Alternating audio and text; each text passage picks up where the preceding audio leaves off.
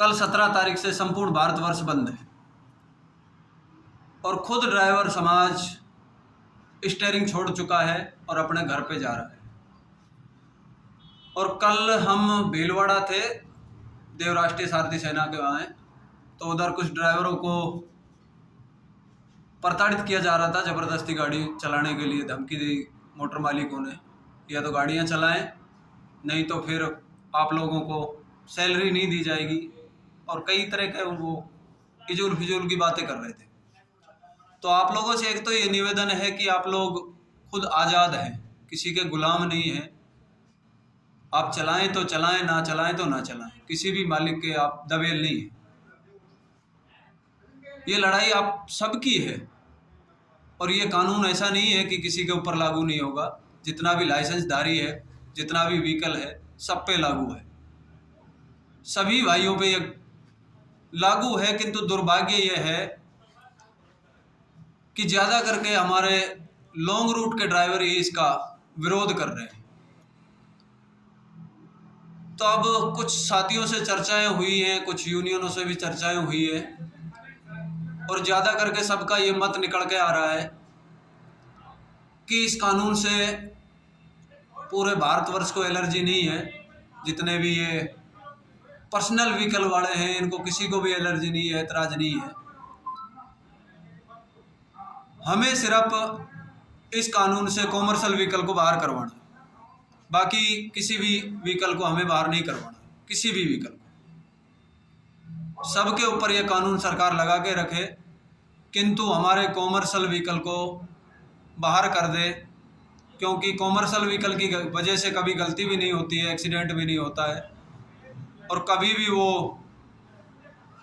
किसी का अनहित करके राजी नहीं है, कभी भी किसी का अनहित कर।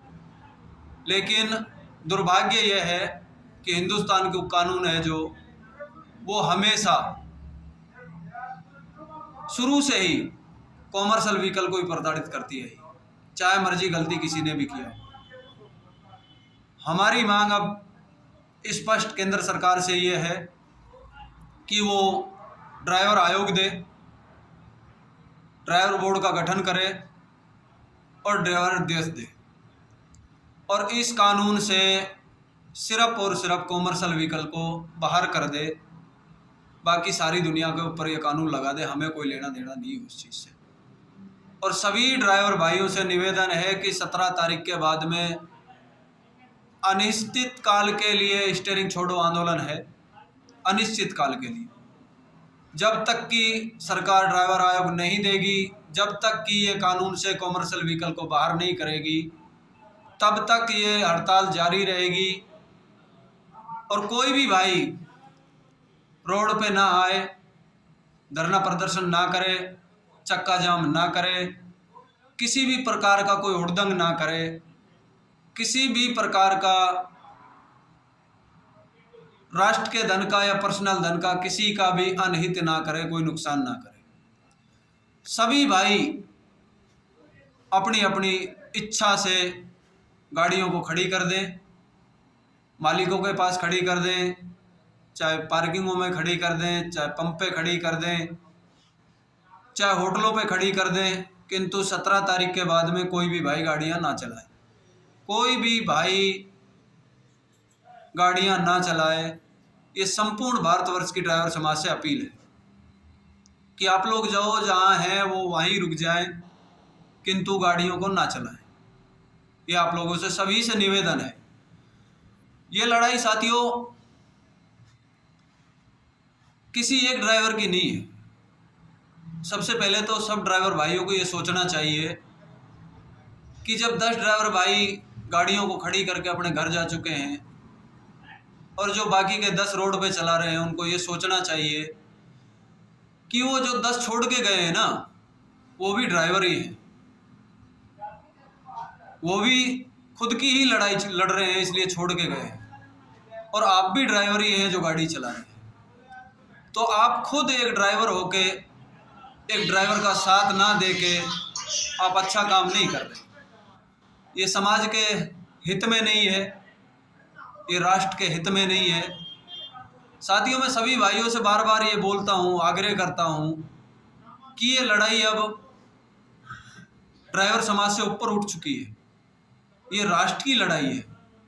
क्योंकि हिंदुस्तान के अंदर 20% से ज़्यादा ड्राइवरों की कमी आ चुकी है और किसी भी ट्रांसपोर्ट के पास, किसी भी कॉमर्शियल व्हीकल के ऊपर, किसी भी मालवाहन के पास सेकंड ड्राइवर नहीं है, कंडक्टर नहीं है और ना ही कोई यंग लड़का इस लाइन में अब आके राजी है। साथियों, हिंदुस्तान के अंदर इतना बेरोजगार है जिसकी कोई सीमा नहीं। किंतु दुर्भाग्य यह है कि वो बेरोजगार होते हुए भी अपना कार्य रोजगार के रूप में इस ट्रांसपोर्ट को नहीं चुनता है,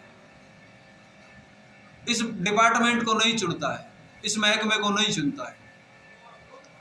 इसका मुख्य कारण है कि इस समाज की ना ही तो शासन में सुनवाई होती है, ना ही प्रशासन में सुनवाई होती है, ना ही उद्योगपति के पास सुनाई होती है, कहीं पे भी इसकी सुनाई नहीं होती है। हमेशा ड्राइवर डिपार्टमेंट को प्रताड़ित किया जाता है, हमेशा, हर जगह, हर कदम पे उसे प्रताड़ित किया जाता है। और प्लस में ये केंद्र सरकार ने ये कानून लगा दिया। लगता है केंद्र सरकार ने कोई सर्वे नहीं किया, बिना सर्वे ही आंख मीच के संसद में खड़े हो गए और इन्होंने ये बिल पारित कर दिया। ये भी नहीं देखा कि इसका समाज के ऊपर क्या रिएक्शन पड़े। किसी ने भी ये नहीं चेक किया, किसी ने भी ये नहीं देखा कि समाज के ऊपर इसका क्या